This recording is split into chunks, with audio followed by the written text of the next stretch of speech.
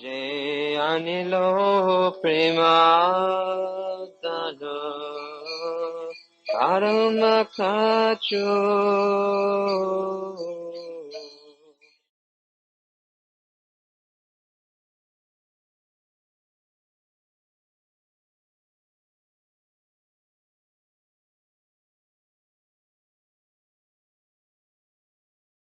So,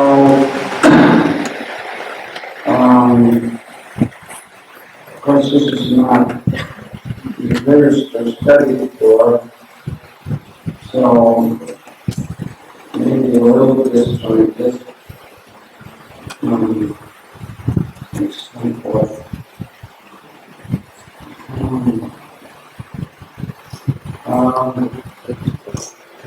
I guess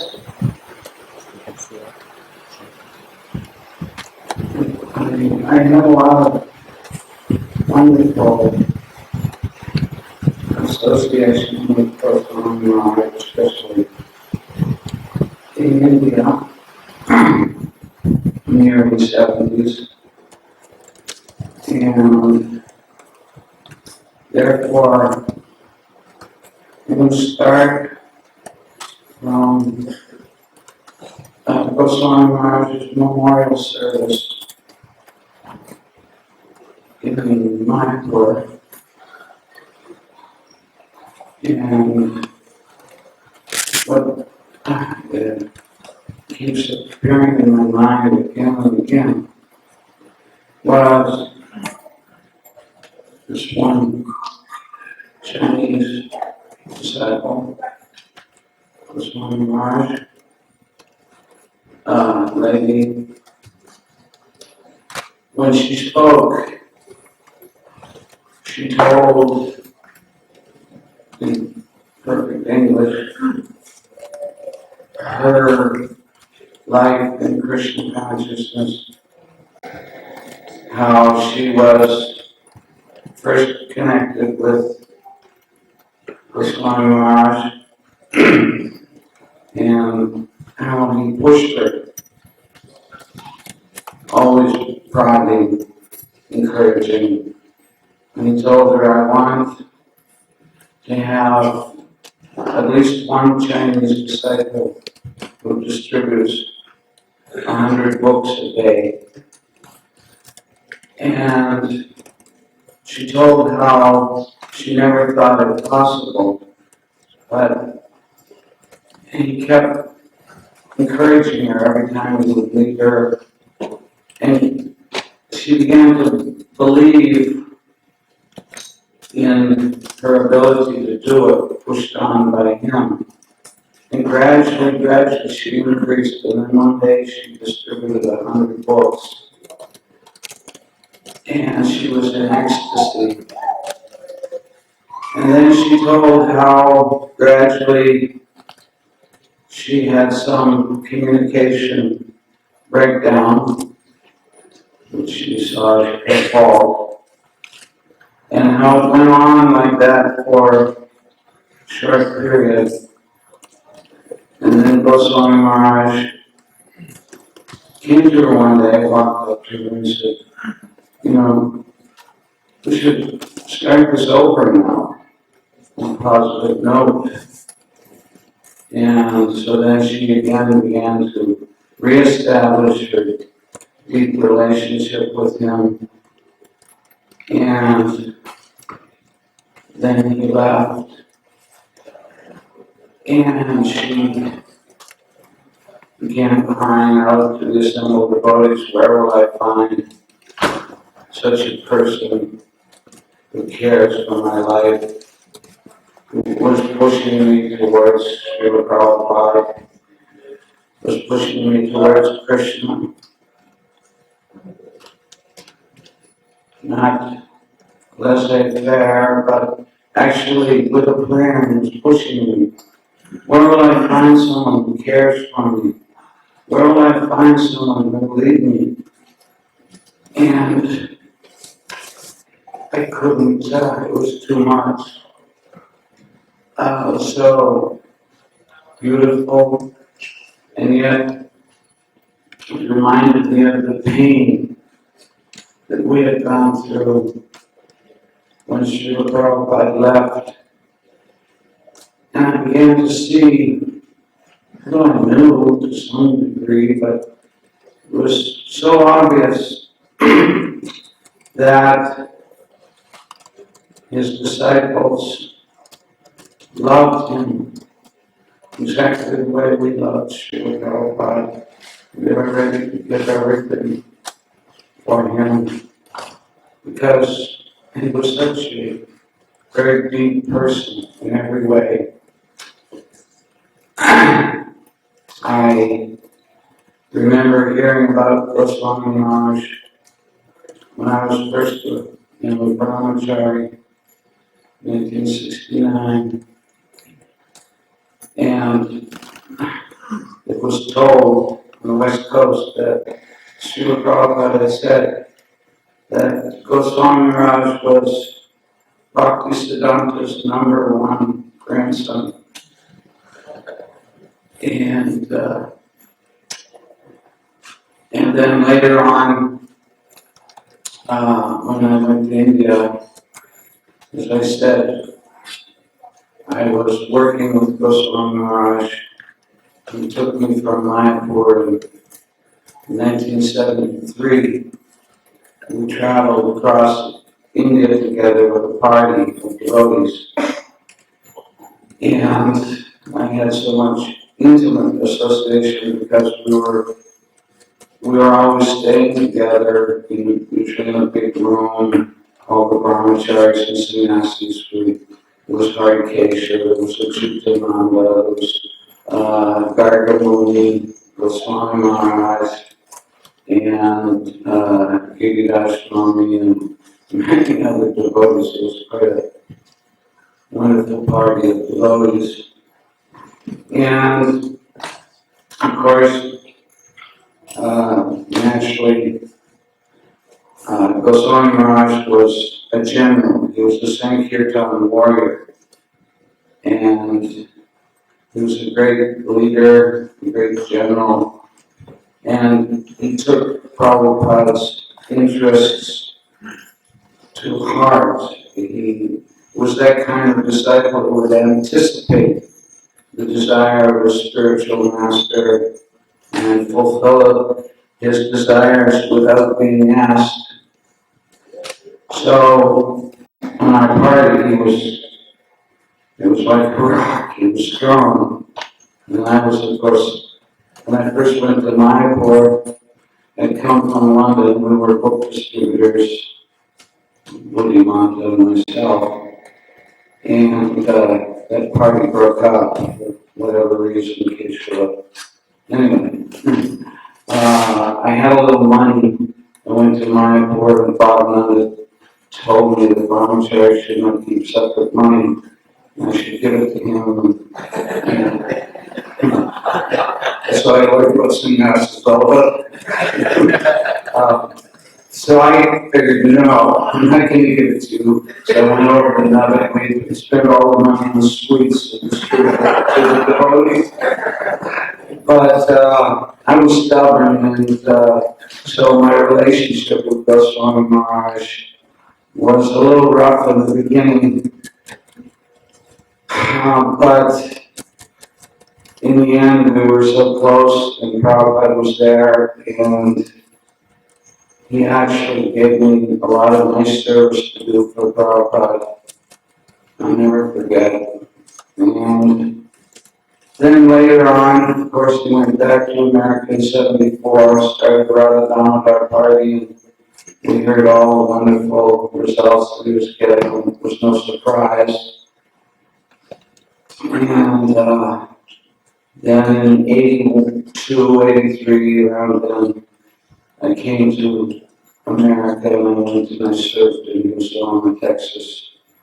At that time, there had been some misunderstandings, and he was back in Texas, and there were very few God brothers there. I thought this man was so powerful, and he's so great, and I got to go there and encourage him and be with him, and I did, and I served him. and chanted his names, and I had no problem because he was my older brother. And then I was traveling along in my devotional career, and about 1997 I hit a brick wall and came crashing down. And then I was in the hospital in 99, actually 2000 January. I just come out of a little internal deep sleep they call coma. And Goswami Maharaj had come from Cambridge. He had a little vacation. He was working so hard. He began to push through the Prabhupada. His thesis, his PhD thesis was so great. And I always used to encourage him. I knew he'd do wonderful things. Prabhupada is not respected as even a theologian by scholars around the world. They still see him as just a successful cult leader. But Goswami Maharaj was changing all that, and even his mentor said after they read your paper, they will have to have a whole different perspective of Bhaktivedanta Swami and the Hare Krishna movement. And so he had a little time, and he went to Govardhan, which he loved so much. And then he heard that I was in the hospital. And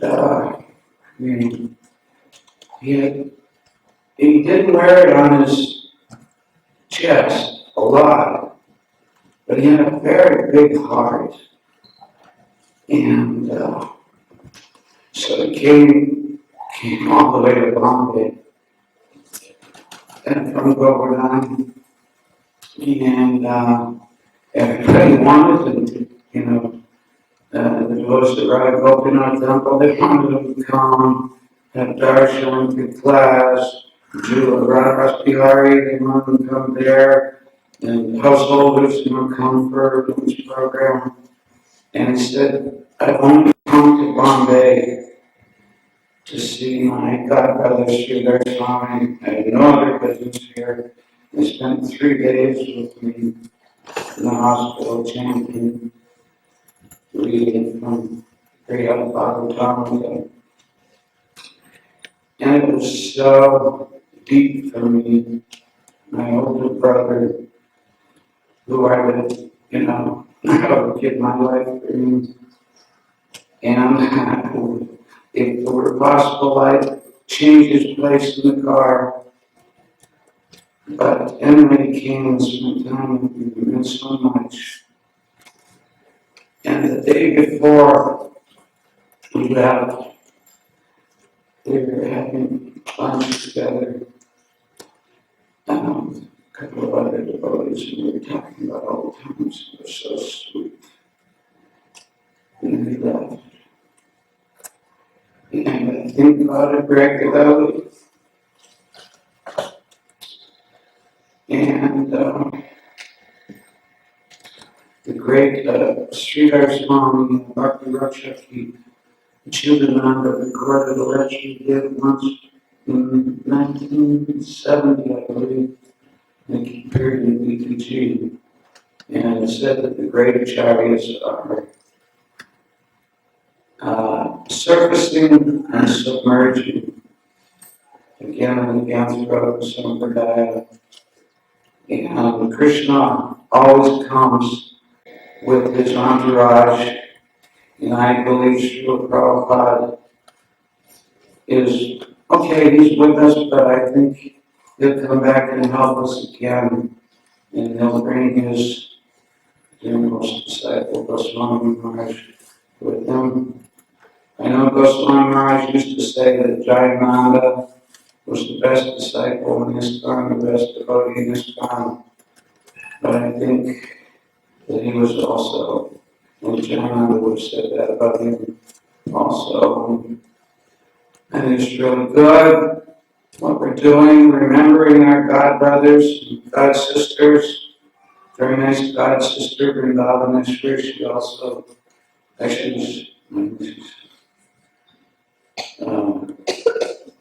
she also loved accident. And she said, huh?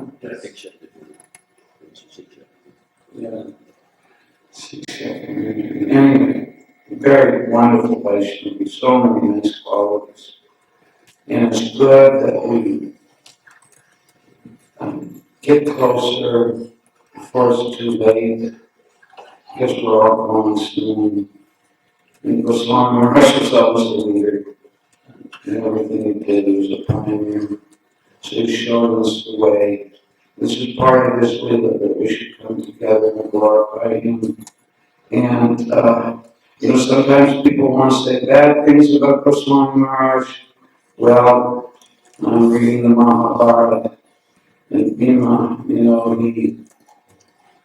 he made a vow that anyone, it was Dushasana actually, he was going to rip his heart open and drink the blood from his heart. So, you better not get around to it.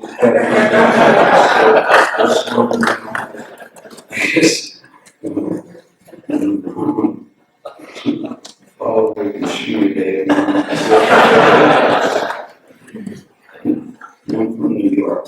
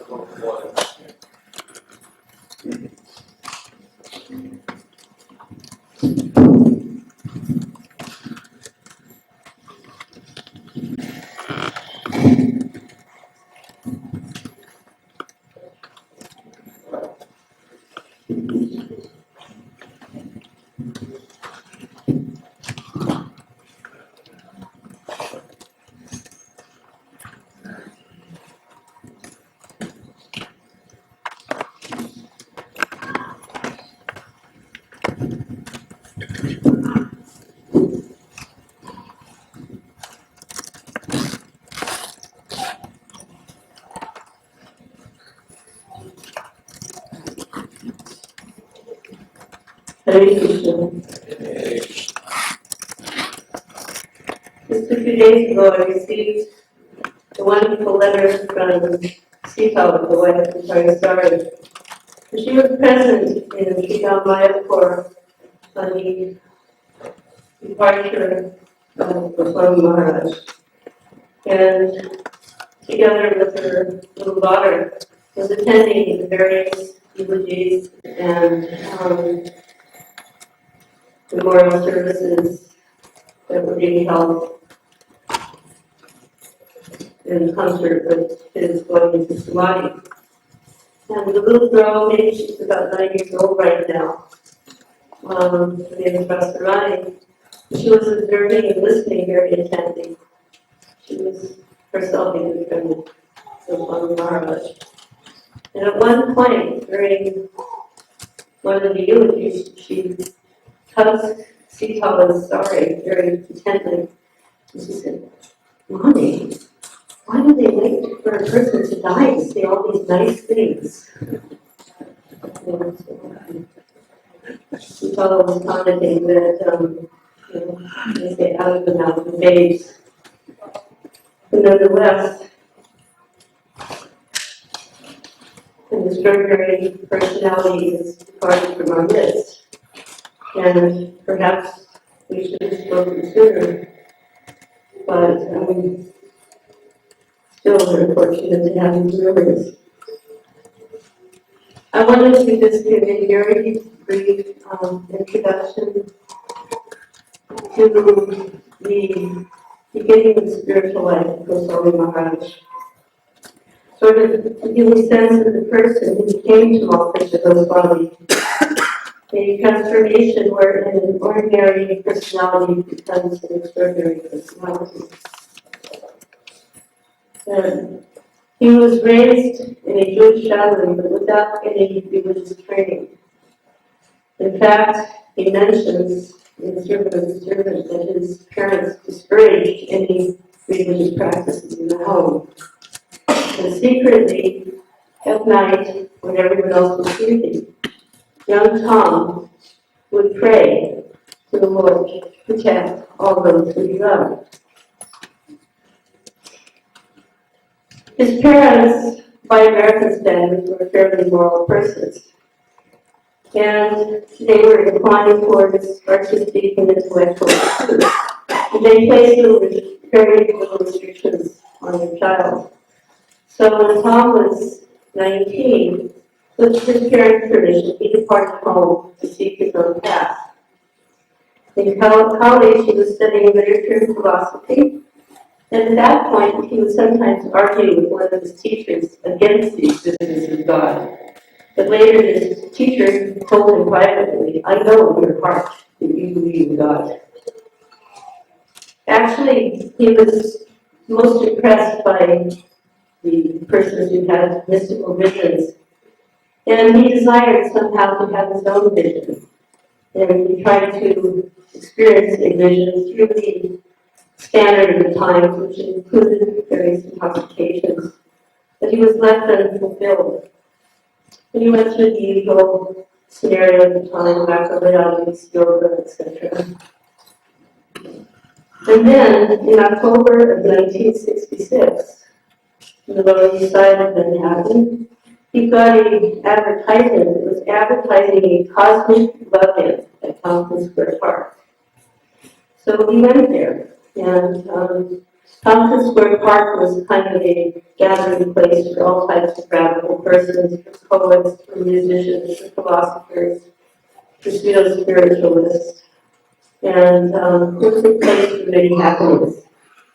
But on that day, as he was in the park, he heard a great vibration. And for the first time, he heard the sound of the Hare Krishna Maha Mantra. And it became so mesmerizing that he went over to the group of young people. And he saw that they didn't look all that different than the rest of the hippies who were gathered in the park. They had long hair and beads and unusual dress. Although they had big red, round beads, wooden beads around their neck. And in addition to the chanting, they were dancing. So he also tried to accompany them. He couldn't really make out the words, but he tried. He took out his flute, he began to play with them. And then he even found himself trying to dance along with them. So on that particular day, Prabhupada was present through his disciples, and Krishna was present through the sound of his holy name. And this was his first indoctrination into Krishna consciousness. But somehow or other, at this point in time, he didn't feel ready to take instructions from anyone else. He wanted to, as many young people did at that point in time, do his own thing his way. Although some of his friends actually began to attend the morning meditations at 26 Manhattan. But during the winter of 66, he was doing it his way in his own apartment, but he was actually suffering. So in spring of 67, he decided that he would change locations. He decided to go to San Francisco, out on the West Coast. So at this time and place, both New York City and San Francisco kind of great havens for the counterculture hippie movement. And although the hippies were definitely into drugs and other types of experimentations, there was a great longing and searching for higher truth. And that was basically what was driving young Tom. So he went to San Francisco, but then he saw San Francisco was pretty much the same as New York, and he felt discouraged. So he moved a little outside of San Francisco to a hippie commune called Morning Star. The Morning Star was a place of freedom. There was no one particular philosophy, and people were trying to live in accordance with nature. So with that same mood, young Tom moved into a large hollowed-out redwood tree. But significantly, only 1 month previously, his migration to Prabhupada visited Morning Star. And although Morning Star was an unusual place to consider a holy man attending, because many of the people there, in their quest for nature, were pretty much dressed in a very natural way, meaning they were wearing the 4 directions and little else. And some of the people, in spite of this, they were very open to spirituality. So Srila Prabhupada had been invited to go there, and he agreed to go there. So that was 1 month before the arrival of the Congress. And what was remaining from the visit of His Divine Grace was that at various times throughout the day, spontaneous kirtans occurred. That the people would just suddenly stop whatever they were doing, grab an instrument, and begin chanting.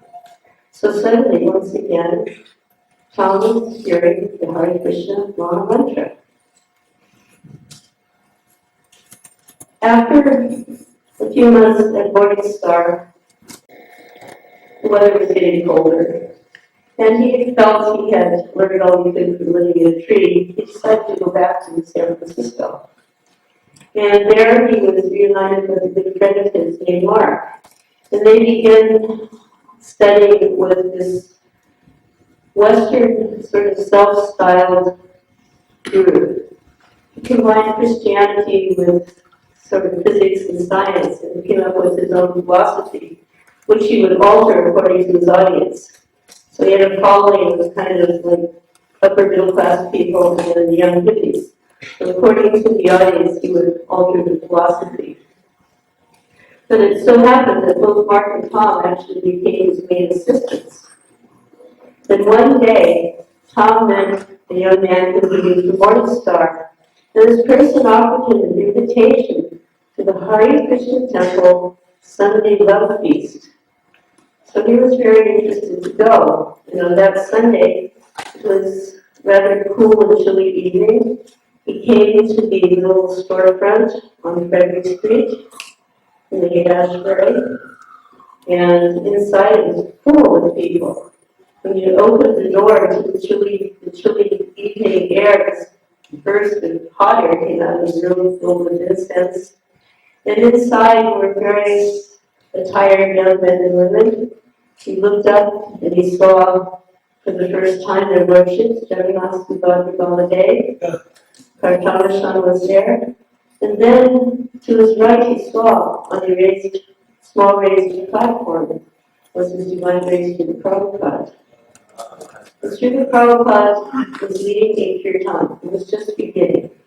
He was playing the kartals, and he was singing the prayers to the spiritual masters, which he followed by a very melodious Hare Krishna kirtan.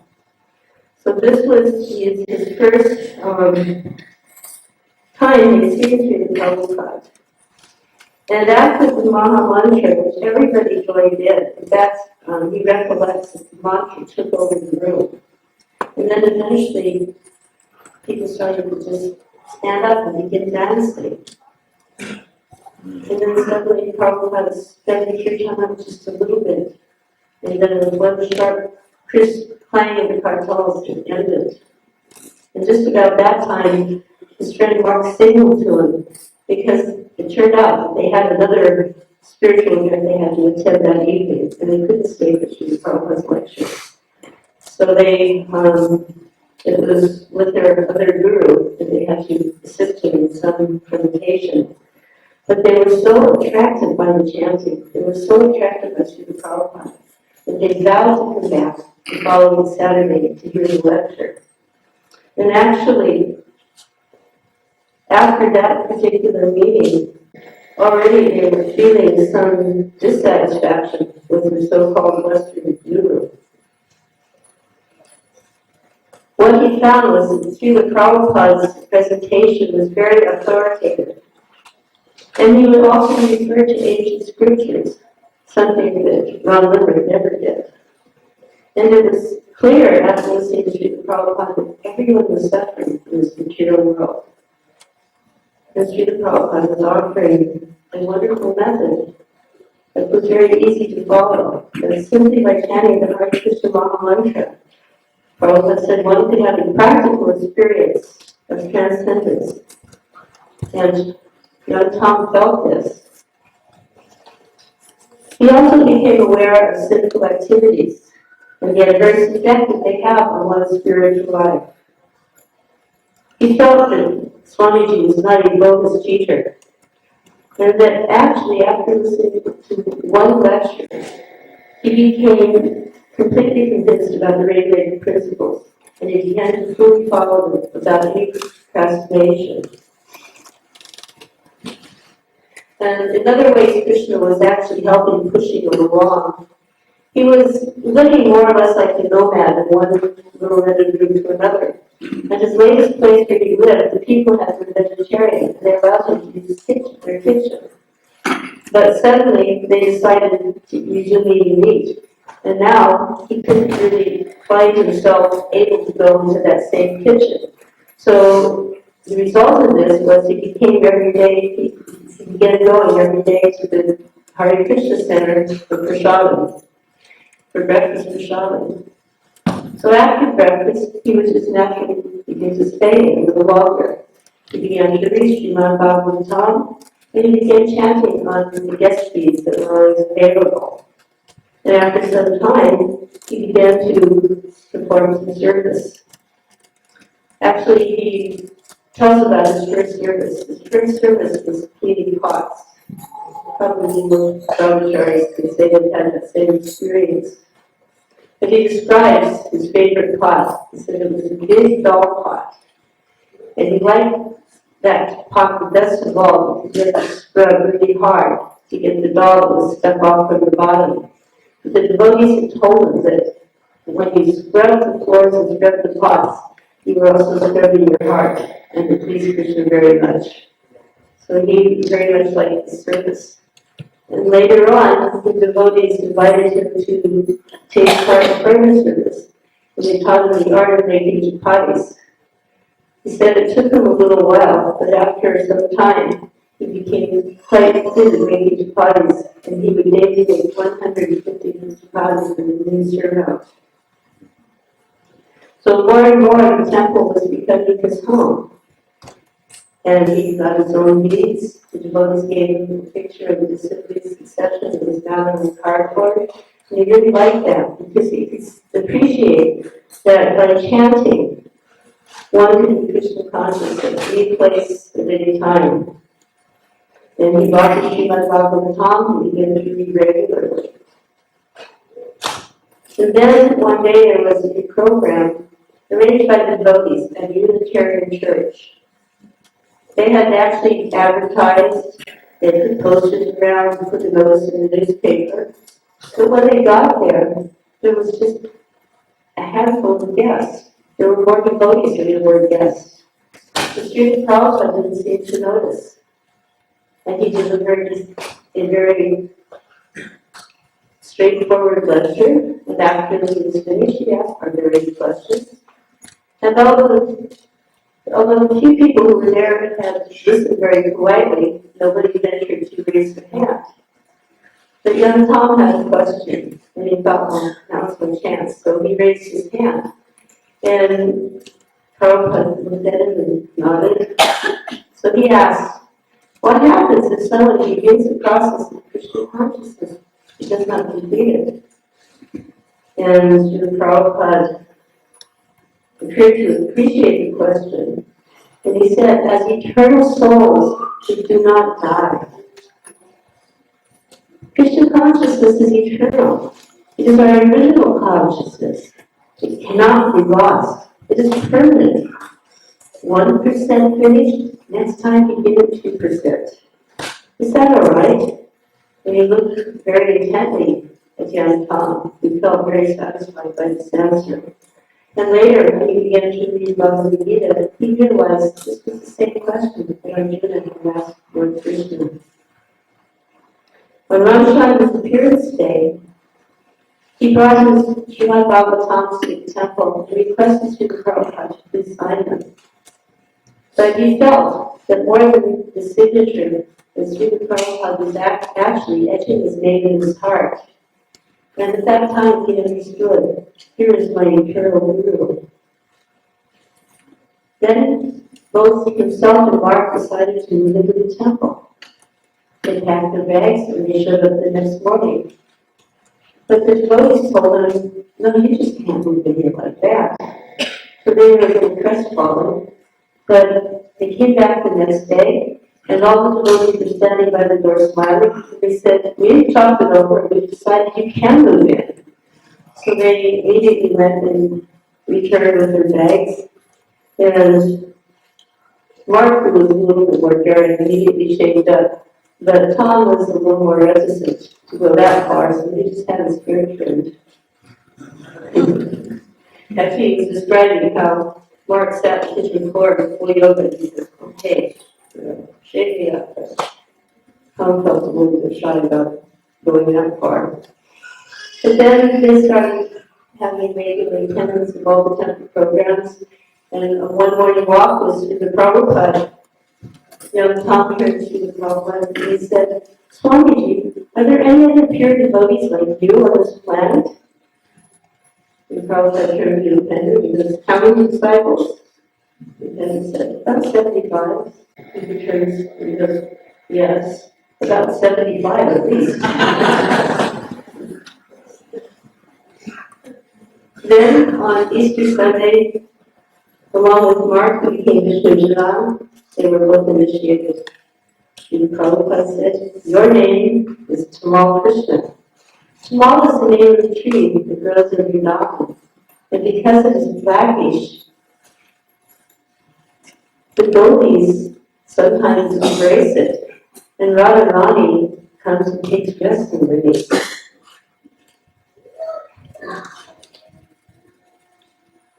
One time during a private darshan in his quarters, and during those times the devotees felt more free to ask personal questions or questions that they might not ask in a general audience. So young Tom asked, what is the spiritual world like? And Srila Prabhupada answered, no draft board. Now, for the old-timers, they'll understand the significance of that answer because it was the time of the Vietnam War. And the minute you turned 18, you were obliged to sign up for the draft. And the draft meant you would most likely be called to go to war. And nobody was believing very much in this war at all, particularly the devotees. So it was a source of great anxiety. So when he asked, well, what is the spiritual world like? No draft board, meaning no anxiety. And then he told this story, this humorous story, how the Christians were preaching to the coal miners in England. So they're saying, if you don't surrender to Christ, you go to hell. And the miners said, well, what's this hell? It's very cold, it's damp, it's dark. And they shrugged their shoulders because they worked in the mines, it was cold, damp, and dark. So the ministers were trying to think, well, how do we impress upon them? So they said, there are no newspapers in hell. And then the miners said, oh, horrible, horrible, very bad. So in the same way, Prabhupada was using this chapter to make the young devotees understand that in the spiritual world, no draft board, no anxiety. And this is taken by Kuka, he was explaining that Kuka means no anxiety, all problems finished. 4 days later, Srila Prabhupada departed from San Francisco to go to New York, leaving his young group of disciples in a despair of separation. So young Tom got his first personal service as Srila Prabhupada in separation. He would go out and cut 12 sticks from a eucalyptus tree, sprayed them with water, wrapped them with cellophane, and express delivery them to New York. This is what Srila Prabhupada used to brush his teeth with. Take fresh twigs, he'd chew on again, and then push out a little bit, and then he would brush his teeth. So, having the service in the absence of Srila Prabhupada caused him to feel some closeness, even though there was this devastating separation that was going on at the same time. One of the instructions that Srila Prabhupada had given the young brahmacharis prior to his departure was he told them to get jobs. I mean, this must sound really incredible, but you were told to go out and get a job. But at that time, only Jayananda was working, bringing the income into the temple. And it was exceedingly difficult, especially as the temple was growing. More and more young people were joining, more and more people to feed, the bills were mounting up. So Prabhupada surveyed the situation, he told them to go out and get jobs. So they did that. Tom was working for Eastern Kodak, now he was, of course, Tamal Krishna. So he was working for Eastern Kodak, and Krishna Janava was making flutes and trying to sell them in King Street. The problem was he was good at making the flutes, but he wasn't a good salesperson, so most of them he ended up giving away. But as it was, since most of them were just working kind of low-rate, low-salary jobs, not so much money was coming in. So after a while, Prabhupada received a report that they were working so hard and spending the days with, eating, cigarettes, smoking, harmonies, and it was really difficult for them. So the Prabhupada wrote back and said, quit these jobs and simply go out in the streets with Sankirtan, simply go out and chant. So they got that letter on one day, they read it, and the very next day, Tamal Krishna organized the first Harinam party in the history of ISKCON. And that party consisted of Vishnu Mukunda, Arjuna, and of course Tamal Krishna. And they went down on they went outside of the Yatra, they went actually into downtown San Francisco on Calvary Market, very busy intersection in downtown San Francisco. So the first, group sighting of the Hare Krishnas in their mismatched shoes, and at that point in time, nobody had an authentic dhoti. It was really, literally sheets that were cut to make them not so big and dyed. And I'm sorry, it was the same thing. So you can imagine that it was a strange looking group of young people. But they had a tambura, mridanga, harmonium, and kartals, and a concha. And they began very fearlessly and enthusiastically playing wonderful Hare Krishna Kirtan. And after some time, Tamal, who had been selling newspapers previously to earn the money to pay his rent, he stood up with the conch and he took the back of Godheads and he started going out in the crowd. And it was easy for him to get people to give donations and take it back to Godhead. So at the end of the day, when he went home, he counted up the collection and it was $12. So he was quite excited. And the next day they went out again, the next day again. By the end of the week, they were regularly collecting $40. So that was the beginning, actually, of book distribution and Sankirtan movement in America. Srila Prabhupada responded to these first reports, and he was very, very pleased with the devotees. He said, Krishna can give you anything he wants, even the whole USA. But the trouble is, what would you do with it? So then he said, you must know, nothing is more pleasant than Hare Krishna. When we will be able to relish transcendental pleasure in chanting Hare Krishna, it will be easy to signify our recovery from material desires. So this was one of the many firsts that Tamal Krishna inaugurated an endless list of firsts. And this is part of the history of this Sankirtan movement. And I would say that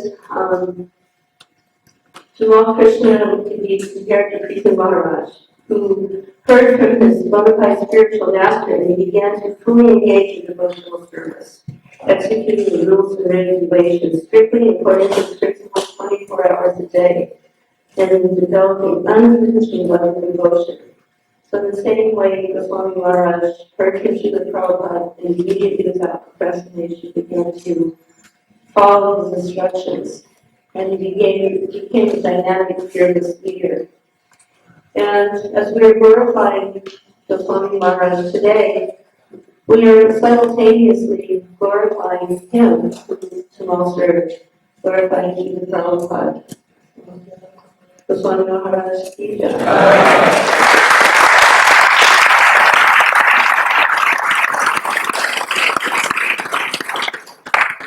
Hare Krishna. ask these stories. Wonderful now and practical people. I thought it was a book. I thought it was a book.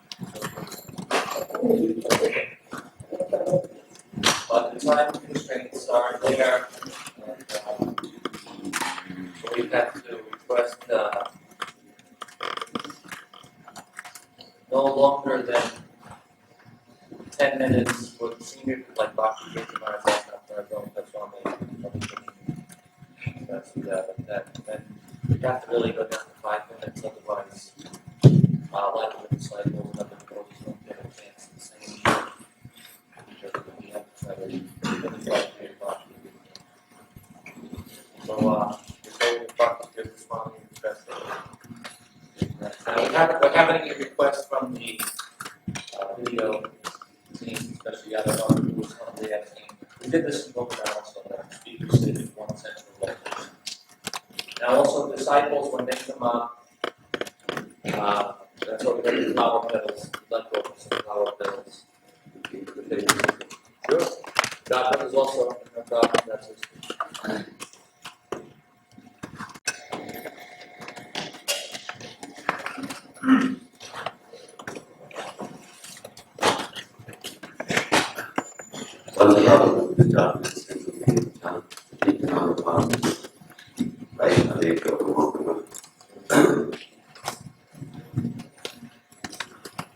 I think when we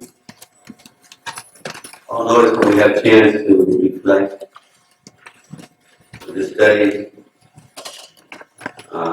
godbrother, or uncle, or something, father, or son, devotees like His Holiness Tamal Krishna Goswami Maharaja.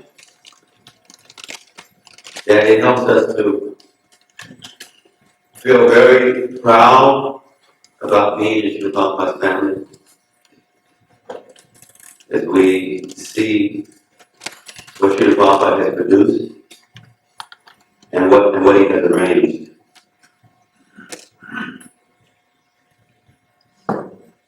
We see such perseverance and such dedication among so many of Srila Prabhupada's soldiers. Sometime back, I was asking the devotee who was president of the manor where they were joining, and is now a management consultant for the Stephen Covey organization. And I asked him a question. I said, so if you can, in one sentence, give your highest realization of what you experienced, and I'm working with so many institutions and organizations. And I knew what he was going to say.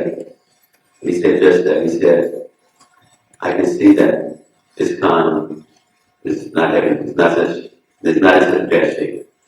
In other words, he realized that there's certain problems that are always there in institutions as to be expected. But practically the opposite, we see that really, we have so many wonderful devotees. When I was about to walk a brahmachari, and I was having my first encounter with Holiness Tamal Krishna Goswami Maharaja. I was a session Maharaja at that time. And first thing I noticed is his unusual powers. I'm not saying that many people didn't notice, directly or indirectly. Is that he was in no way a normal entity. He also had certain human expressions, but he had certain cities, certain powers. And so I was just curious, who was this person? And I was asking questions about him for years and years, would watch him. Sri Prabhupada was leaving the planet the last 5 months, 6 months. We became rather close. I was just amazed how he would be so caring to me as a little brother. And was sharing things that Prabhupada was saying, writing to me on a regular basis. I was in the communist countries. So many of us saw how, although he was so powerful, and in some cases seemed to be detached about certain things. At the same time, he was so meticulously scrutinizing and concerned. And I think we all have gained so much as being his godbrothers and being able to associate with them. And it shows especially to so many of his disciples. I just finished a month ago a 35-50 world tour. And in fact, everywhere I went, I just saw so many outstanding devotees in different contexts. And they were disciples of his Holiness Tamal Krishna Maharaj. And that itself was just another confirmation of such a special agent who has come what you would call Prabhupada to do some very unusual services. When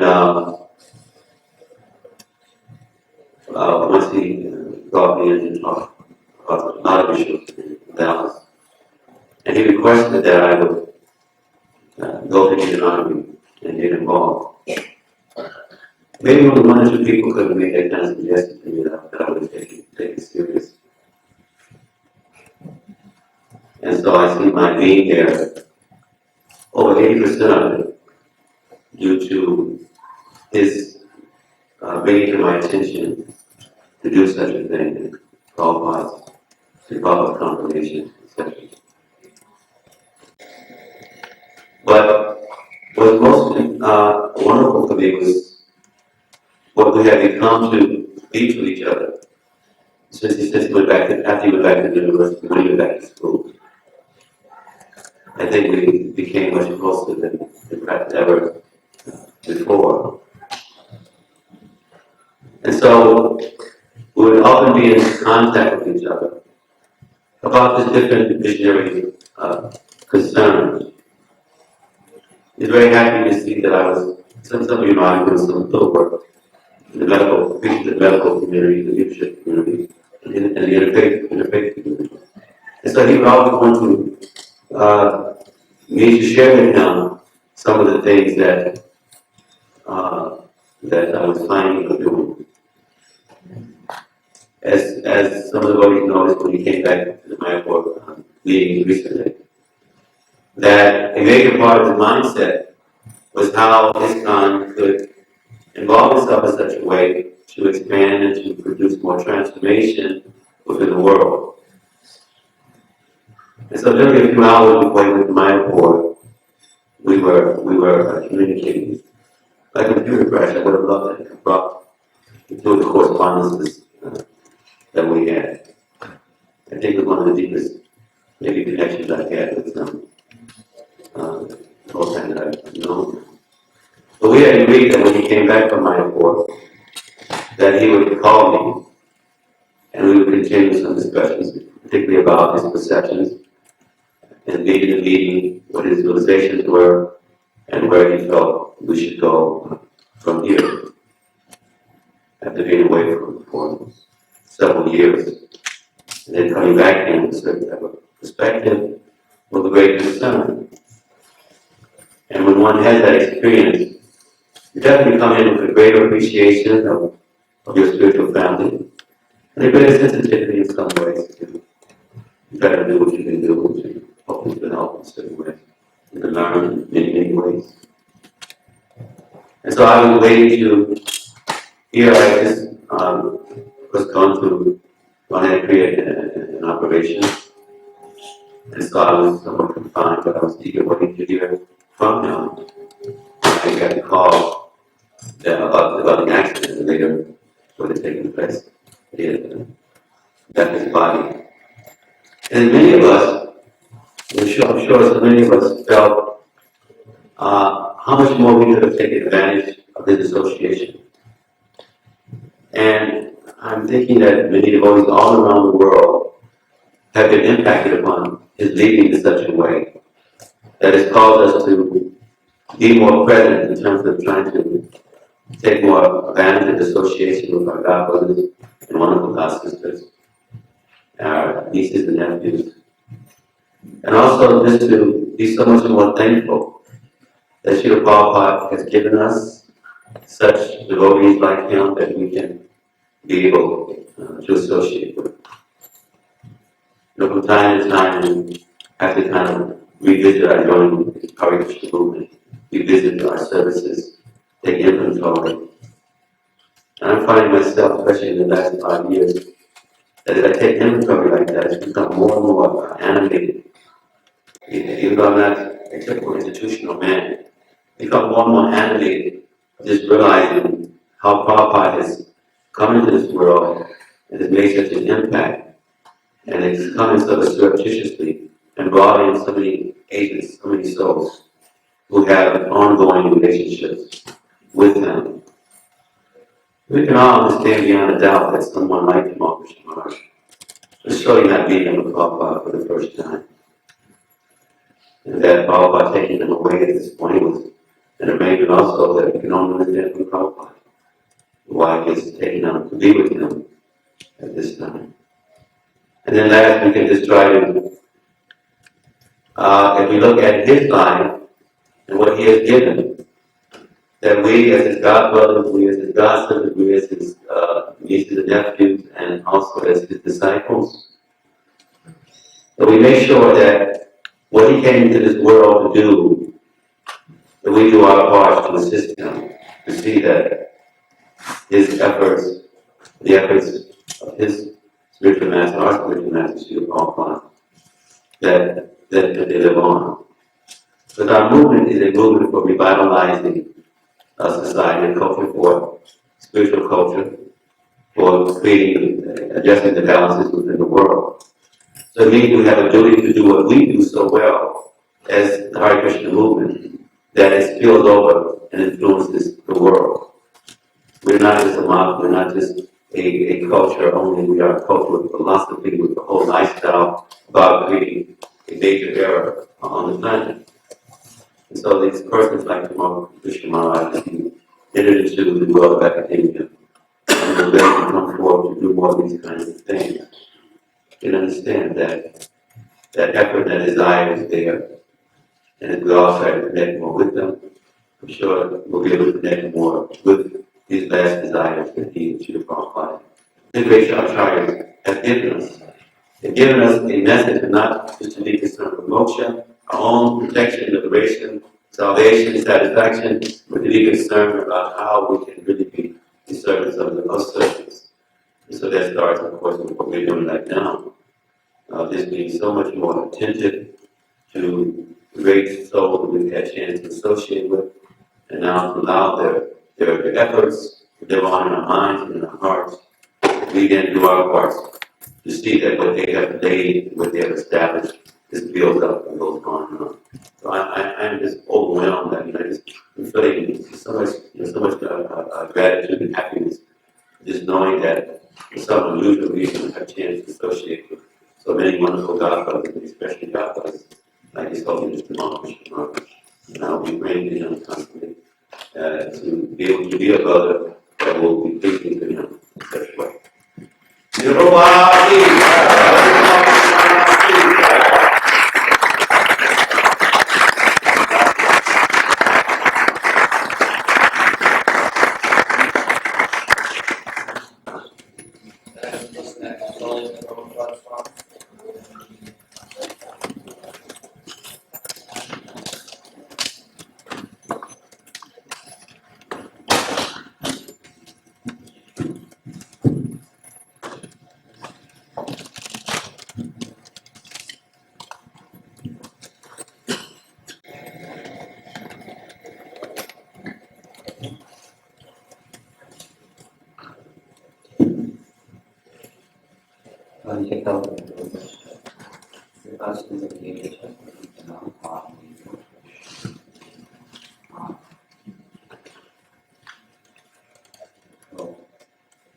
I'll speak short of the other speaker.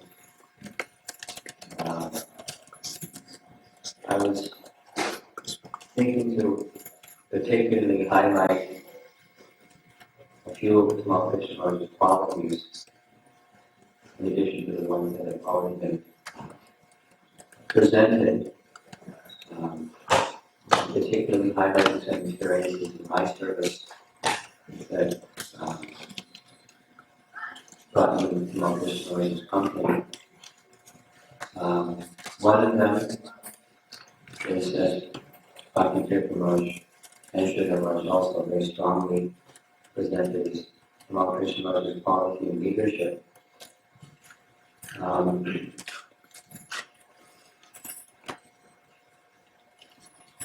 As a senior member of our society, Tamal Krishna was always for us devotees, at least my position within our society, an older brother and a very, very strong leader. So in two particular situations, I was serving in a temple, in the 55th Street Temple, that was having great difficulty managing, and at that particular time, an arrangement was made that Tamal Krishna found a home base for the Radha Damodar party, and that was Radha in the temple. So I was within the temple at that time, or shortly after, I was traveling in Sankirtan. And that was my first direct personal association with him. And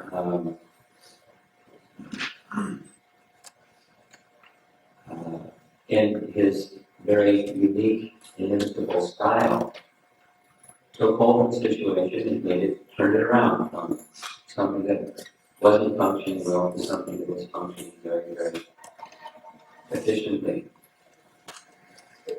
And a similar thing happened here at Sri Radha at a certain point in history here in Brooklyn. So Tamal Krishna came back again to function as the GBC representative, and the situation wasn't working well by his very strong leadership from government and notable these circumstances also, sure, gave his leadership and brought a situation that wasn't doing well. This situation was doing very well. One particular encounter of the share that stands out. During the first Ratha Yatra festival, 1976, I had the responsibility and the opportunity to, on behalf of the temple, assist Jayananda to go in with the building of the first Ratha Yatra carts and experience firsthand an amazing devotee who managed to put together the whole Ratha Yatra cart without a budget, building 3 carts by getting different people who donate the railroad yard to build it in, all the wood to put it together, the different wheels, and the same giant method. He's very, very famous for it. It's a nice thing. Just his charm, good nature, and raw Krishna consciousness and genuine personality that brought people to surrender to Krishna what Jayananda required to use in Krishna service. So, one of the things that I was supposed to do was see that all their whatever needs that they have met. So at the very end, I came to find out they didn't directly express this to me, but they were working very, very long hours throughout the day, week after week, and it was not always sufficient for sadhana.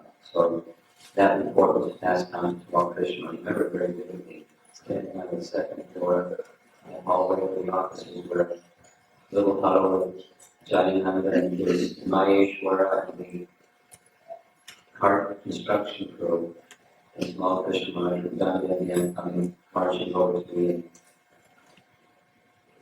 well, putting me into a little pile of cinders.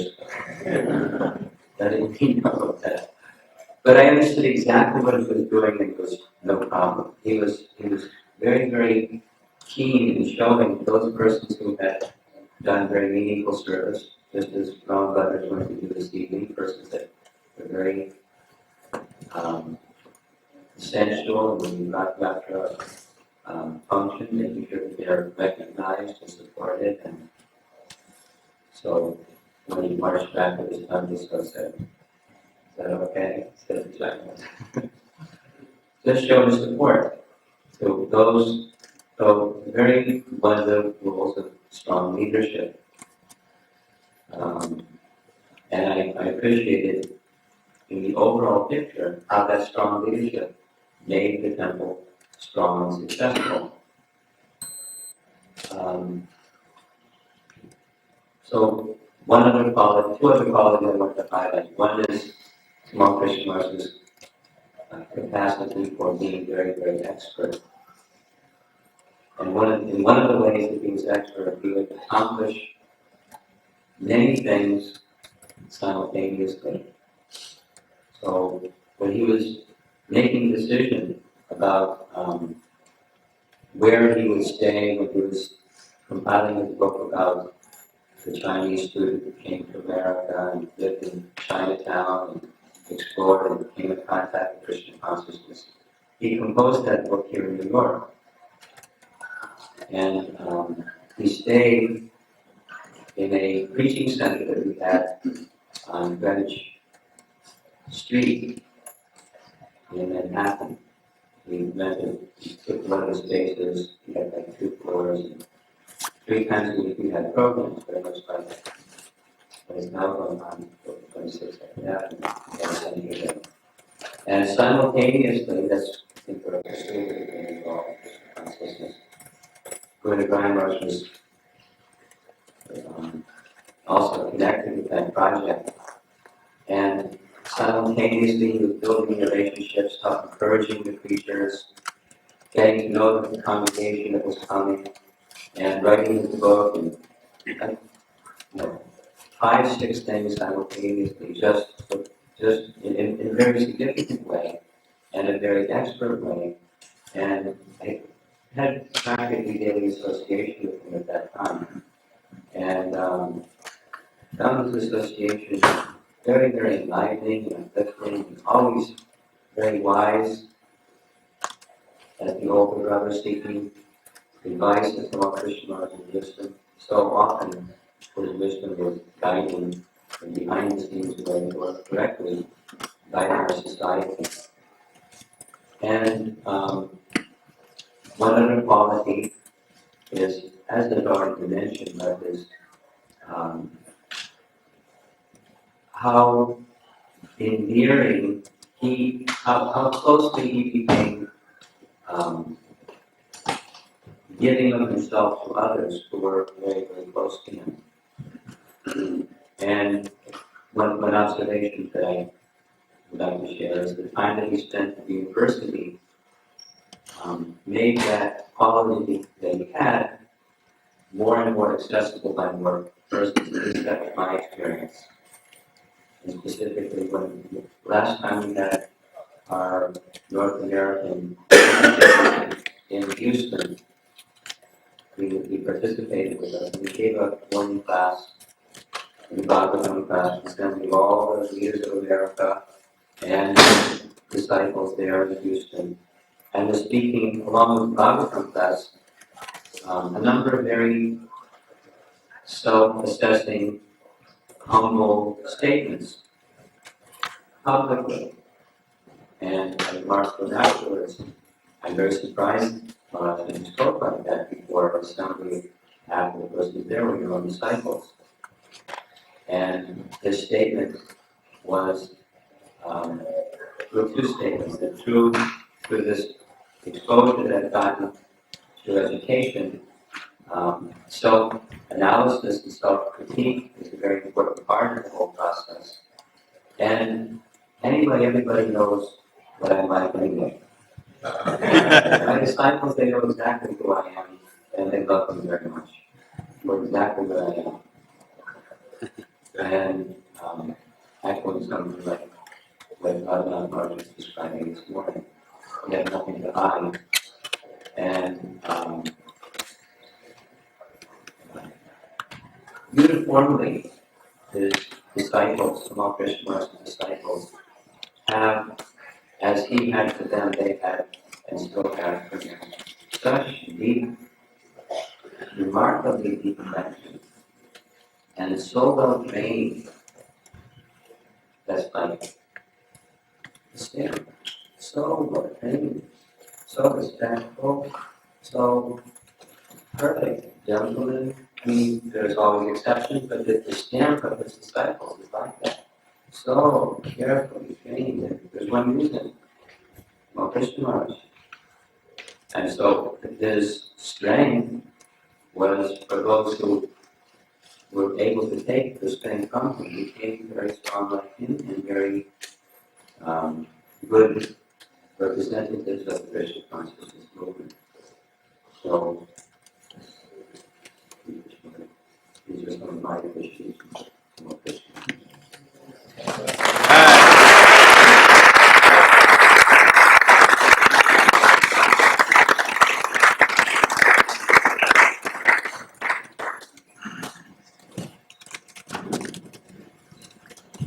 Let's plan to go into report two. And by asking people who are printing sheets of the annual print and not passing that to almost everybody who can share it. And double up the sheets. And we'll chant that Hare Krishna for 15 minutes. And then we'll go back at 2 o'clock to 3 with individual glories. By then, we're hoping to get everybody to get it down to 5 or 6 minutes. Presentation, 5 or 6 minute presentation. And then we'll finish up with 2 pieces on the video I have, Nityananda Prabhu's presentation on the Ratha, which is super awesome. And the final piece that we'll finish up with is from Siddhanta, His Holiness Tamal Krishna Goswami himself, glorifying Sri Radha. So next, I'd like to break it up a little now. I'd like to turn to the disciples of Tamal Krishna Goswami. And I'd like to start with Sri Radha.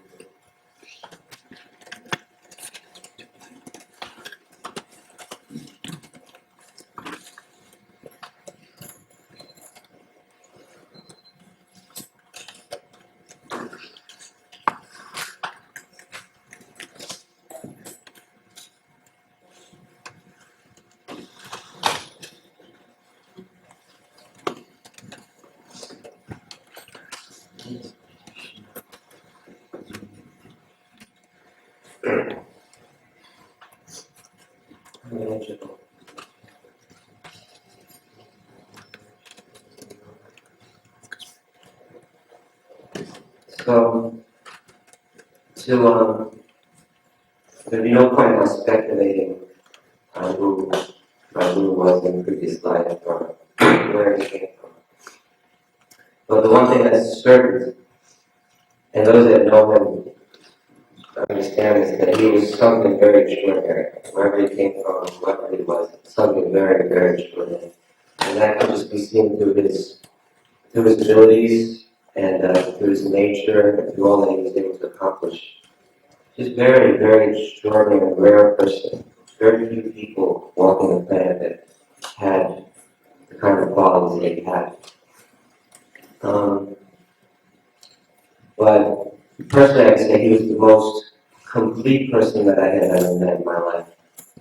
He had many very wonderful qualities and sometimes almost contradictory qualities. For instance, he was the most aristocratic person I ever met in my life. I wouldn't know what the meaning of the word aristocrat really is until I met him. We think of some stuffy people in high society, but his taste was very, very refined. Everything about him, everything around him. The way that he dressed and the way that he honored prasadam, his taste in music, and his ability to understand people, just very, very, very refined person. And that was recognized by so many people that he associated with in the academic circles. They recognized the person that we can relate to because he's like that. But generally with that comes some snobbery. But he wasn't like that. Actually, his, amongst his very close friends, many of them were just very simple people, simple in their behavior and simple in their nature.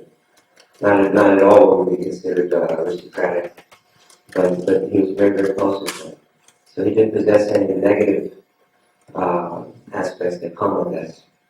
And at the same time, street smart, to the core, hard raised, and just very, very sharp.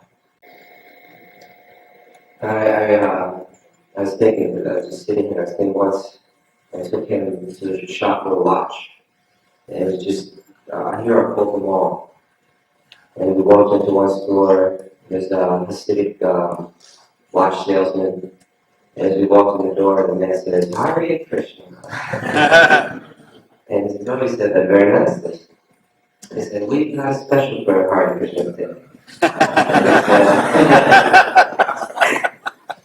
I said, I bet you do.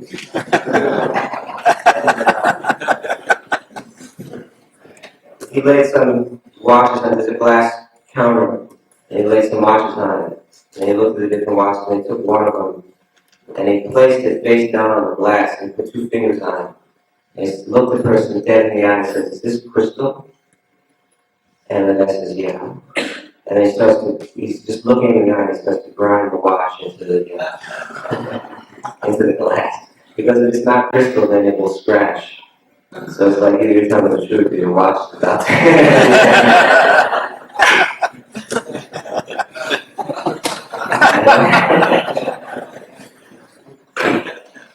And another.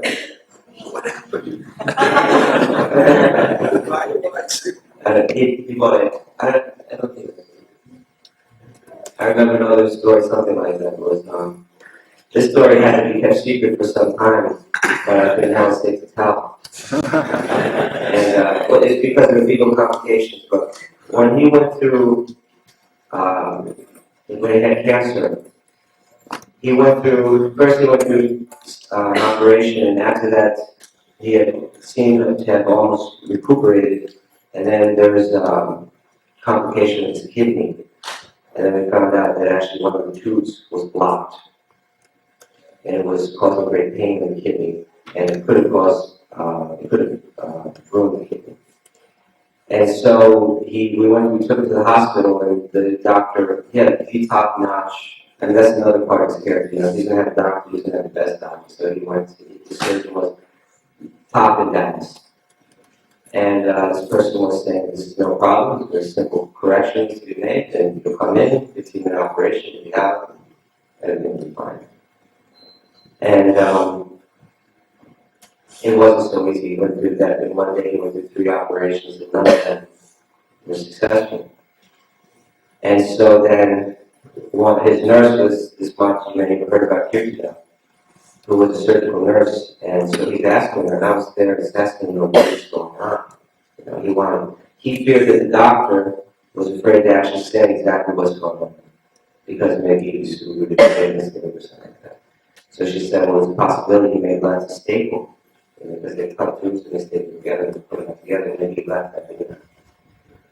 And so he had to find out what was going on, but the doctor wasn't so quick to tell him. So what he did was, and I was there in the room in the beginning, I was at last, but the doctor walked in, and he greeted the doctor and said, oh, very nice to see you. He said, I had the most unique dream last night. He said, and then I wasn't there for the rest, but I know what he was saying. What he was saying was, I had a dream that you had left somebody inside. And then he would stare at his face. Understand, he could read. You could see exactly written on his face if that's what this man appeared, but that's what he did not actually what was taking place. So he's just so shy. You could get nothing past him. And just born to lead. Born to lead. But now the days pass since he's left, and I think, what will his legacy be? And likely a large part of that will be as the powerful leader, and that's there for sure. But to those that were actually close to him, there are many. This is one of the amazing things. And I think if we brought all the people in this world that would say that Tamal Krishna Goswami had a very deep profound meaning in my life. It changed my life. It helped me very deeply. It was very deeply affectionate to me and helped me advance. This room would just very quickly fill up, and then we just go beyond this room. I don't know where to stop. There's so many, and it's amazing when we think of how one person can reach so many people when they're so busy doing so much. Prabhupada was saying he had this expertise in whatever he did. And I spent a lot of time with him in the years between like 94 and 98, hours a day. And at that time, of course, he was a very important member of the GBC, and he was being called from around the world by different leaders for advice. He had hundreds and hundreds of disciples that they weren't just his disciples, but he would actually become really involved in their lives. Plus many other followers or friends who were also very much dependent on him in different ways. And in other words, he was doing so many things that would just swamp any normal person. But then beyond that, he became, when he entered that university, he didn't just become an exceptional student, but he became literally the most decorated student in the history of that university. He had a wall that was just covered with awards. And then the most prestigious award was the Senior Student Award, which is given to the top senior. The professors from all the different departments vote on who's the top senior student. And one student gets the year. And he was the only one to ever win that award unanimously in the history of the school. The school was that long. Goswami Maharaja! It just shows just how expert he was, how determined he was, how brilliant he was. His intelligence was just we could talk for hours and hours and hours about that. But the point that I want to make was, besides all of that, what really drove him the most was he had a very, very strong desire to understand the devotion of Krishna's devotees in Vrindavan. He was meditating on this. He was deeply absorbed, and he had this kind of unstoppable determination.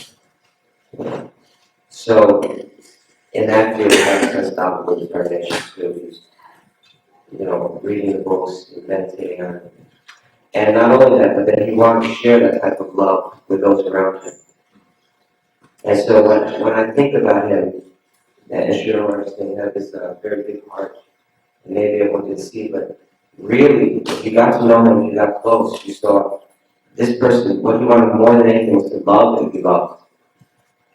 And for his disciples and many friends and godbrothers, you saw that in his feelings. It was to see him associate with godbrothers, very close godbrothers of his, especially with Giriraj Swami and Gaurijan and Dhanaraj Swami and many others. But it was just a beautiful thing to see and to watch, and it was very instructive. It was just very inspiring and emotional to see this type of association. And he gave it very, very liberally. Many people that weren't his disciples, that just had some connection with him, he'd give them time and energy. And it's very wonderful when someone's very affectionate and kind, especially with someone very special. But not only that, but he had this brilliant, deep wisdom. He didn't think in stereotypical ways. He had insight that was unique. So his association was just so valuable. But more than anything, I think is this, that he really just wanted to love and be loved. And I mentioned something because I think he mentioned in public a little bit about this, but I don't think he would have changed his life the way he lived it and taking sannyas and so on.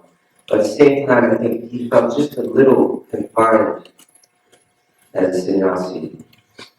And he just really, his heart was very, very, very soft. And again, many people may never have seen that side. But it was just like he was like more than everything else, he was like more than that too. And so he was just a very, very, I'm sure some of the other disciples to speak others, but he was just a very loving and very kind and soft person in a very special way. So I just feel necessary to mention that because some of his other qualities are easier to see, maybe particularly for people at a distance. But that was, but as soon as you got a little close, that became his predominant quality. So I'll start with it.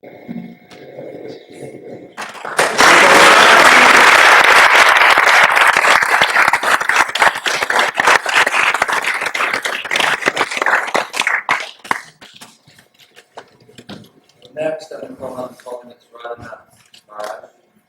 Now, Ratha Maharaj was the last devotee that we originally planned it for 10 minutes. So after this whole thing, Ratha Maharaj also welcoming other devotees, some disciples, some God brothers, and you have to have a watch with you. Otherwise, we're going to run over. We don't have time, unfortunately. We'd like to have time, but there's so many devotees, and I can't stop anybody really because it's not proper to stop someone. Something like this. So, if you can hear me now, please. And after Maharaj, he is going to, we have that plan to begin in 10 minutes. But if everyone else can bring a watch, if you don't have a watch, I'll take mine and give it to you. Put it there. Please, give it to 5 or 6 max. After that, and everybody will get the chance to watch.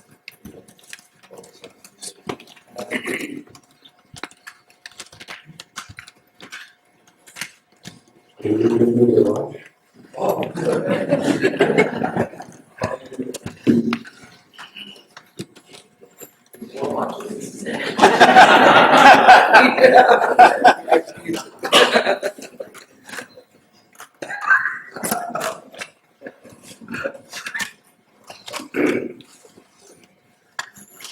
Namo Vishwaya Krishna Krishna Srimati Bhaktivedanta Swami Prabhupada. Namaste Saraswati Devi Gauri Vichari Devi Vishesha Srimati Vaishakal Pratapuri Vistha Kripa Sindhu Vichara Patipanam Bhavidyo Krishna in Srimaya Pradhan, His Holiness Srila Bhaktivedanta Swami Maharaj spoke something that so much penetrated our hearts with some understanding of who Tamal Krishna Goswami Maharaj was, who he is, and how very, very dear he was to Srila Prabhupada. During the last months, last weeks of Srila Prabhupada's pastimes in this world, when he was on his deathbed in Vrindavan, Bhaktivedanta Maharaj was his personal soul.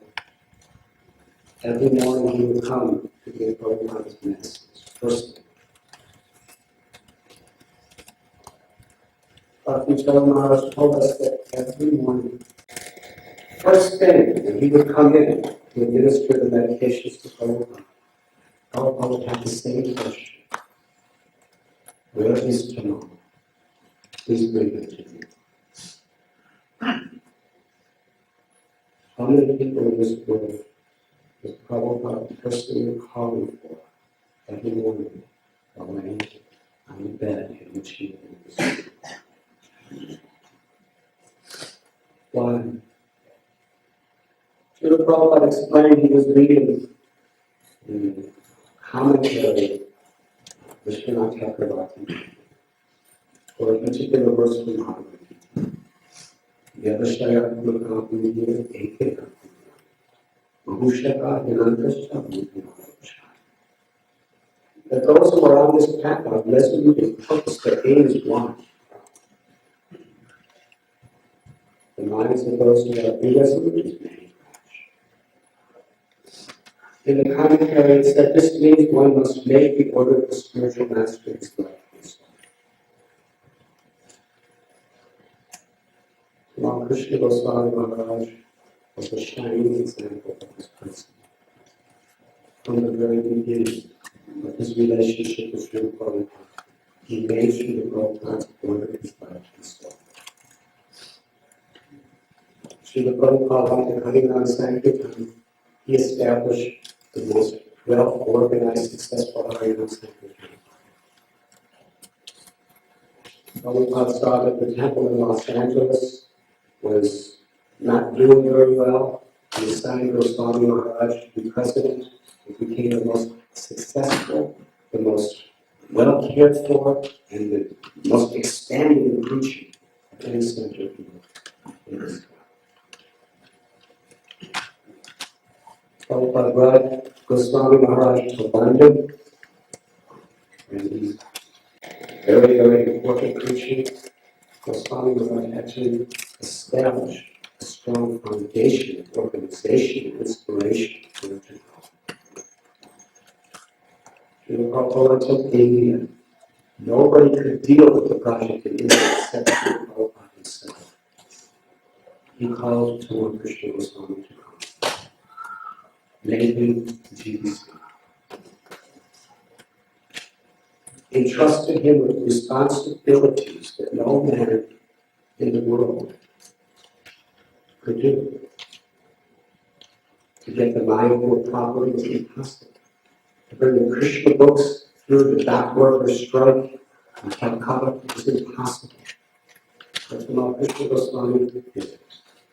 Impossible was an impossible conception because he had complete faith in Srila Prabhupada's powers.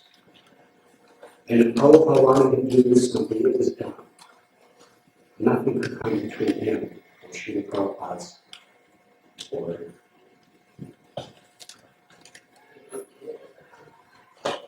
In the certain Chaitanya Charitamrita, the great personalities were sometimes hard like thunderbolts and soft like rose.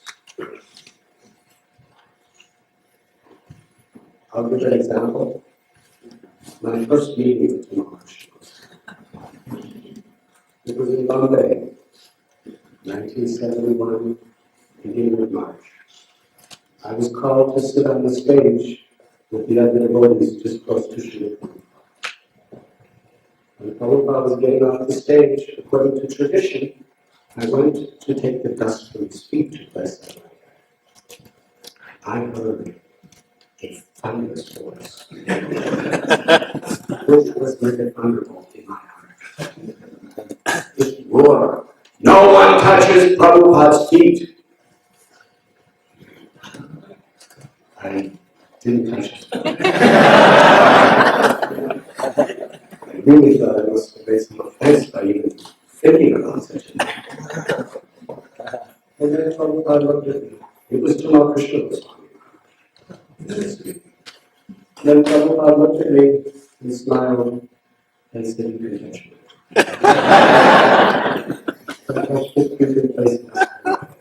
And then I saw Prabhupada looked at Tamal Krishna Goswami, and Tamal Krishna Goswami looked at Prabhupada. And there was no embarrassment. He was simply surrendered to Prabhupada's order. Years later, I told him about this story. And he said, Prabhupada used to always do that to me. He would give me instructions that no one else wanted to do because it made it either it was impossible to do or it would make the person very, very unpopular amongst the world. And then after I would do it, Prabhupada would contradict me and take the side of the devotee.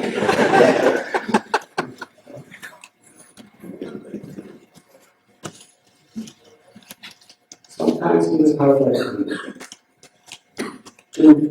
to establish and maintain the standards, organization, purity that Prabhupada expected. But he did it for Srila Prabhupada. He did it for the Vaishnavas. But he was also, his heart was softer than the softest rose. How much he loved his godbrothers. In Mayapur this year, I first came to see Goswami Maharaj. And some godbrothers told me that he just went to sleep, he's not seeing anyone. But then his disciples said, but he might want to see you stay. So they went in the room and he was laying on his bed. She said, please lay down next to me.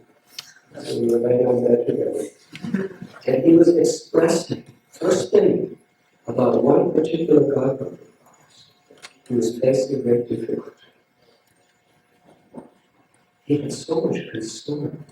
From his heart, he was so much concerned with the welfare, the happiness, and Krishna consciousness of his God. He loved to be with his God. Every year, when I would be in London, he would insist that I would come to Cambridge to spend time with him, as he did with so many of his God.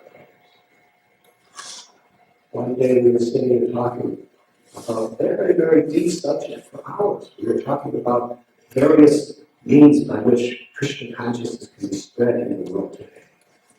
He got a phone call.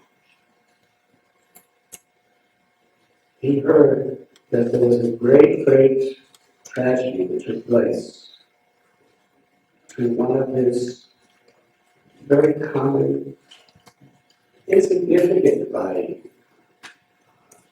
certain material standards, young girl disciple of his.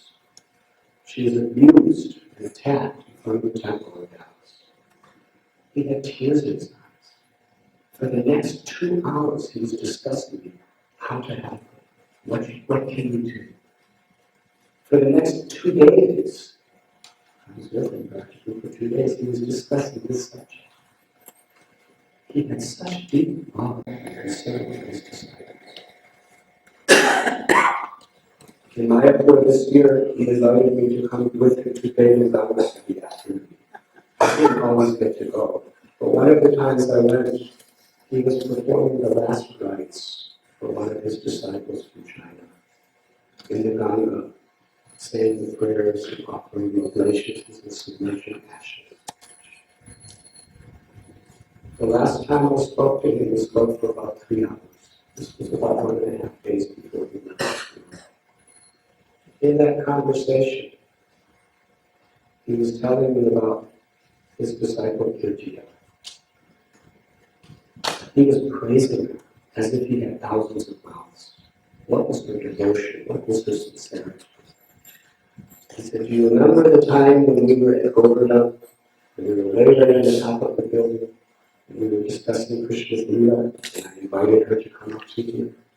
He said, yes. He told me how she was dying of cancer. He had a big, big conference, academic conference, in which he was supposed to deliver a certain paper, which is extremely prestigious for career. And he was willing to not go so that he could be with this disciple at the time of her death.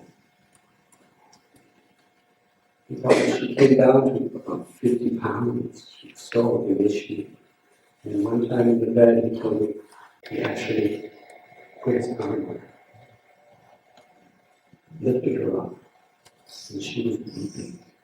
She turned to her friends and said, see how Guru Maharaja loves me. Even though he's the sannyasi, he's encouraging me this way.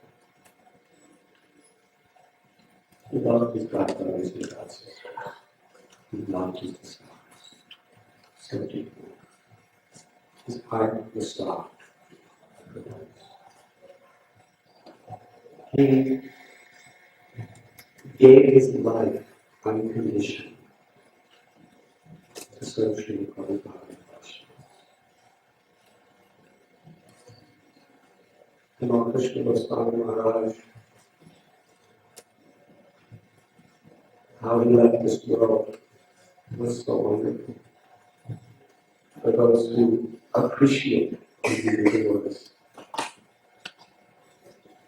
He was inspiring a revolution of Harinam Sankirtan in Sri Lanka. He was calling his god brothers, god sisters, all devotees to his room. He was orchestrating wonderful, wonderful chaos. They were so deep, they were so sublime. People were absolutely intoxicated by the holy names. The devotee said he had never experienced Mayapur the way they were in his presence chanting Hare Krishna.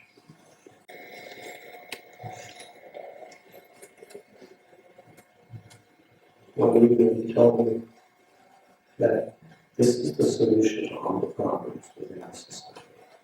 We have to learn to come together and enjoy each other's company while chanting holy names. This is the Yukadama. There's nothing else that will work. And as we were speaking, the Ranjan Swami Maharaja was downstairs sitting in the temple. And he was just listening to that devotion. Just hear the devotees chanting holy names. He said, won't it be wonderful when all the devotees from the west and the east can come before Ratha and Mayapur and to deeply dive into the ocean of nectar of the holy names. It will be at that time that Prabhupada will really be pleased, and Mayapur will really become what Prabhupada really did with me, the center of the universe for Krishna consciousness. He was one of Prabhupada's great commander-in-chiefs. He disappeared in this world, from this world, on the disappearance day of the commander-in-chief, Jagannath Das Babaji Maharaj. The commander-in-chief left on the day of the disappearance of the commander-in-chief. In Purudagram, the place where Haridas Thakur converted Maya into a Vaishnava. Endured 22 marketplaces of beating and remained faithful to the chanting of the holy names. Tamal Krishna Goswami Maharaja's life represents a life of complete surrender, a life of love, a life of dedication. A man who Srila Prabhupada completely depended on.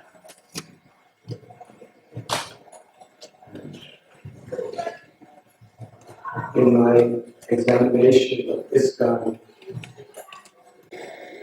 the history of this guy is very much interweaved with the life of Tamal Krishna Goswami Prabhupada and his loving service to Sri Prabhupada. Thank you very much.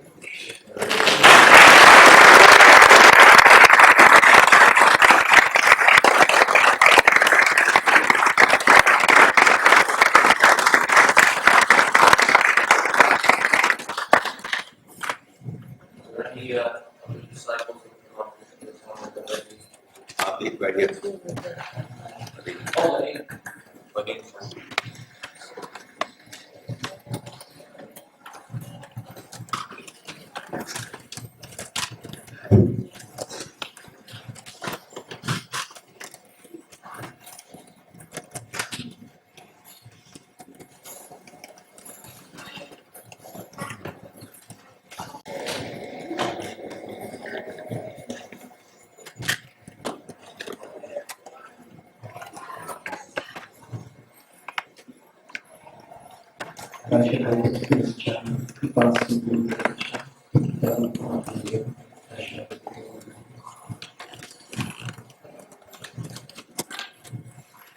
I would like to share with everyone in this august assembly another aspect of my Guru Maharaj's pastime in this world.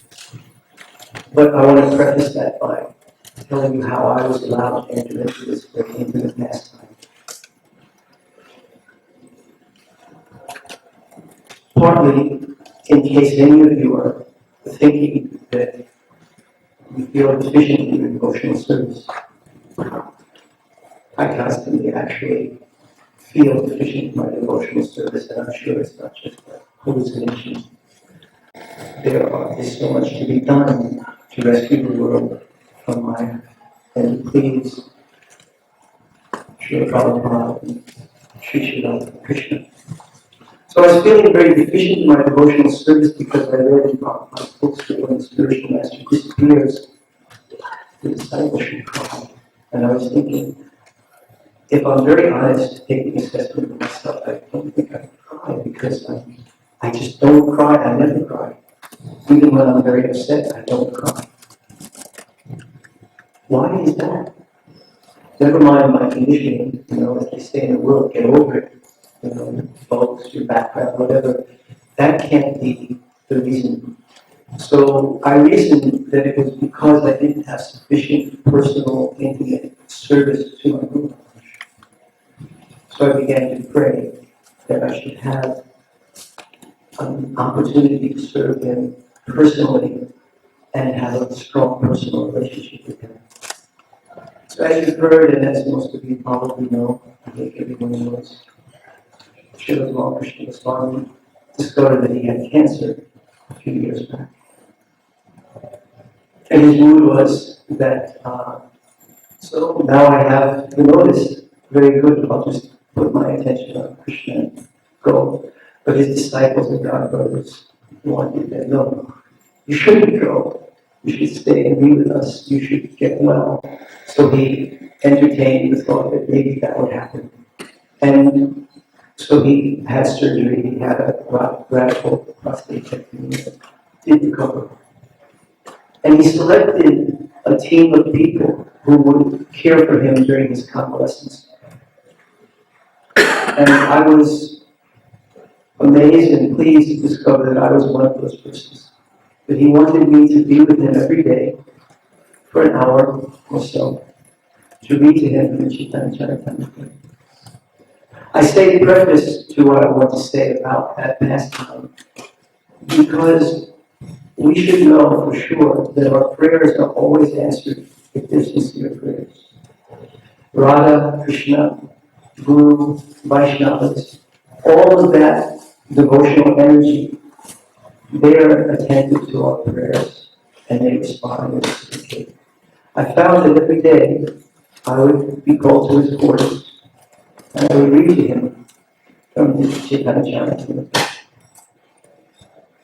And the thing that I want to tell you about that pastime is that nobody, I think, has so much touched upon it. Ilka a little bit when he talked about the negligence of the best surgeon in Dallas that left a staple in our Guru Maharaj's internal organs, that was giving him so much pain that he would actually faint sometimes. And I'm trying to describe that during that period of his convalescence, his life energy was so debilitated by the extraordinary pain that he'd gone through. And then on top of that, the extraordinary pain of complication, that it was hard for him to remain conscious and awake for many hours. On top of that, he really had to take medication in order to survive the pain of what he was going through. So he was only able to be conscious and attentive and alert for a few hours in the day. And some of those hours, disciples were caring for his bodily maintenance. But he wanted every day to hear from Srila Prabhupada, to hear the nectar of Chaitanya Charitamrita, and to hear the nectar of Prabhupada's purpose. He could barely walk. There was a period of time where he could hardly stand. Absolutely, invariably, inevitably, no matter how he felt, he wanted to hear. And I would read to him.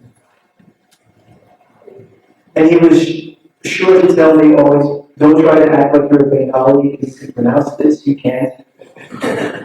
Doesn't matter. And don't try to be dramatic and get carried away with the pastime. That's not the point. Just read to me. And I would read to him, and he would just bask in the ecstasy of hearing the Guru Maharaj's purpose.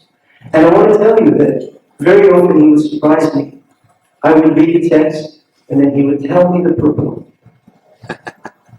He would tell me the purport. Oh, this is where Srila Prabhupada says this. He would recite the purport and say, now read the next verse. Again and again, he did this. I prepared, I thought, oh, they'll ask me to speak. I made some notes there in my pocket, I won't look.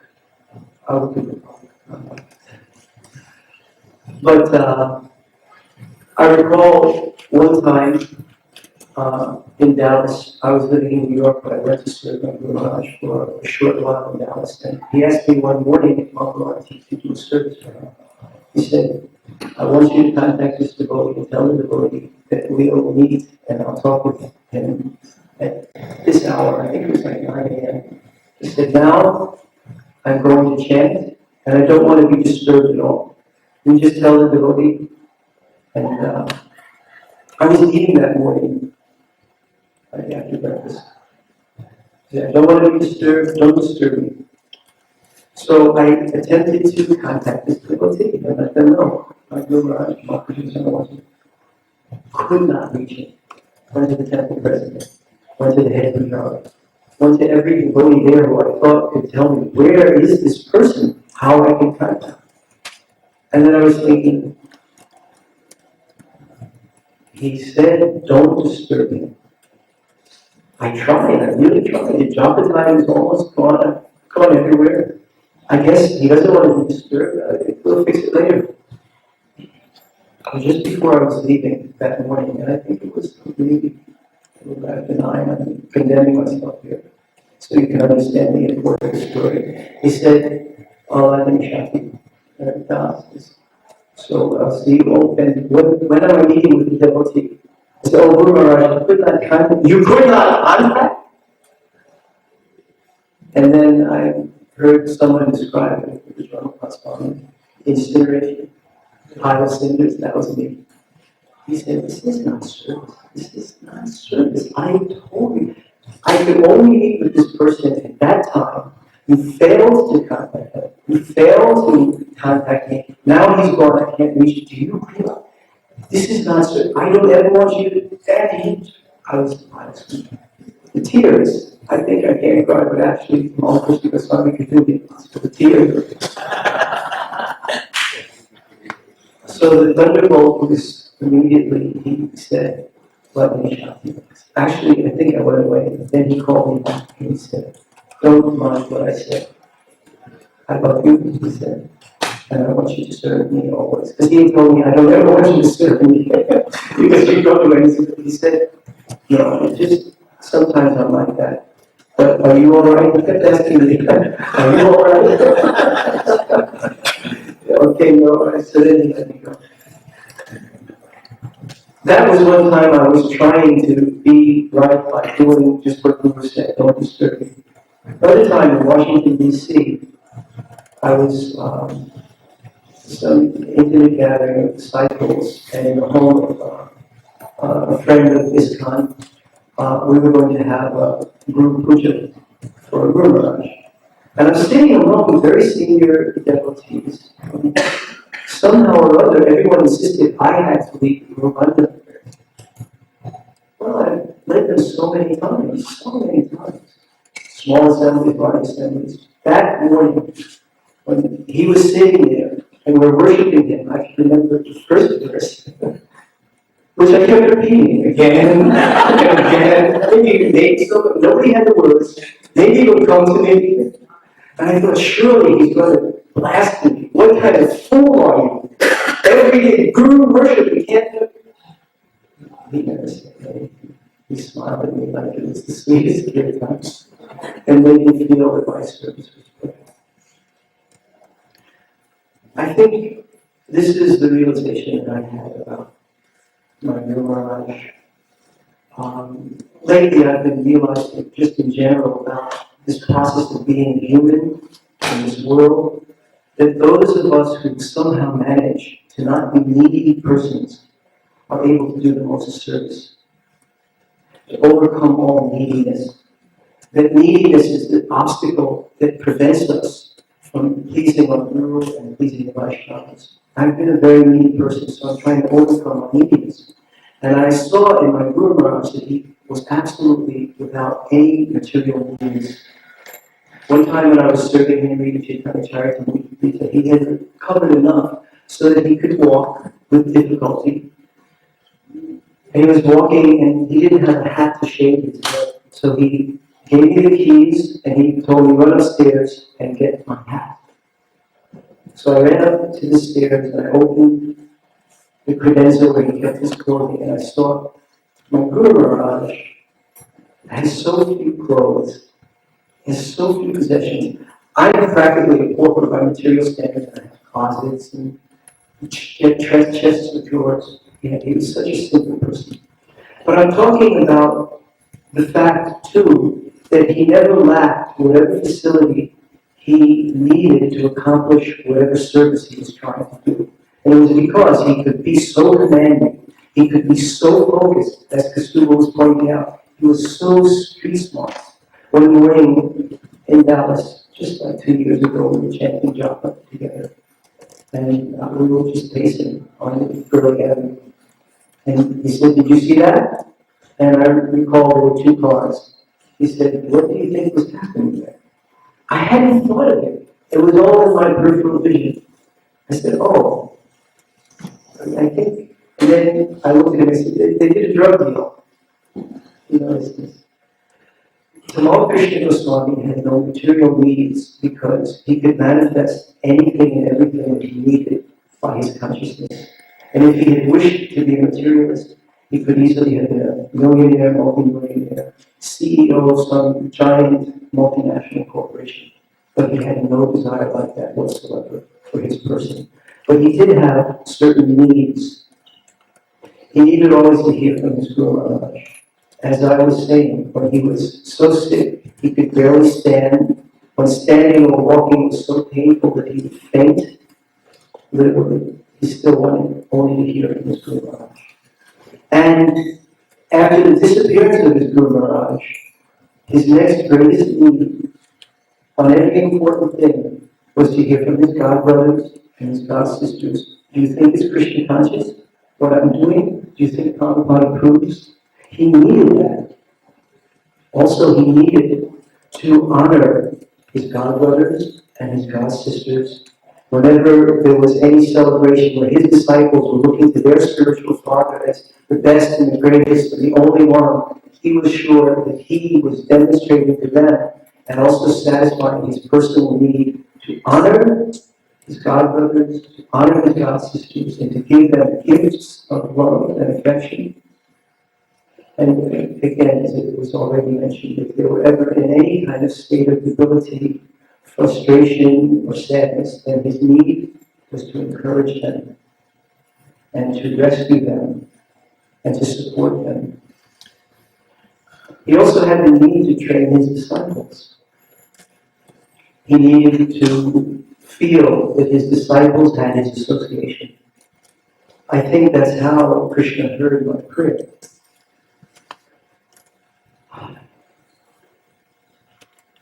I think the tears that we cry in commemoration of a Vaishnava are the radio call to the Vaishnava who has ascended the eternal pastimes. It keeps the connection there. He taught me to cry, and he taught me to laugh, and to continue to do everything for Krishna.